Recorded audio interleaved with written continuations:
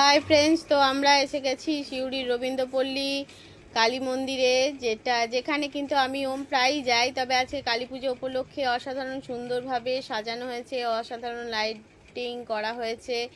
মা, ওমের বাবা, আমার ভাই, আমি সবাই মিলে গেছিলাম। তো যাই হোক, দেখো কি সুন্দরভাবে সাজানো হয়েছে, তোমাদের সামনে তুলে ধরলাম। অসাধারণ লাগছে মন্দিরটা। আমরা প্রায়ই যাই মাকে প্রণাম করতে, তবে আজকে যেন একটা অন্য রকম ব্যাপার রয়েছে। সত্যি অসাধারণভাবে সাজানো হয়েছে। প্রথমে ঢুকেই সুন্দর কারুকার্য করা। তারপরে দেখো এখানে একটা গাছ সাইডে বানানো আছে। আমরা প্রত্যেকে জুতো খুলে নিলাম, কেন জুতো পরে মন্দিরে প্রবেশ করা হয় না। দেখো গাছটা আছে, এর মধ্যে পাখি করা আছে, কি সুন্দর করেছে, সত্যি অপরূপ সজ্জা।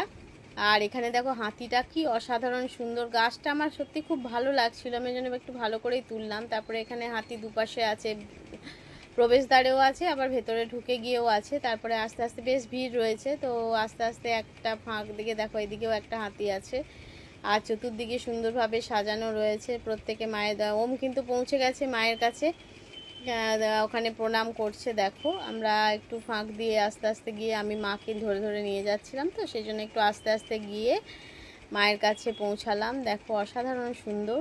এরপরে দেখো মাকেও অসাধারণ লাগছে আজকে দেখতে। তো জয় মা। দেখো মায়ের কাছে সবারই মঙ্গল কামনা করছি। দেখো মাকে কি অপরূপ সুন্দর লাগছে।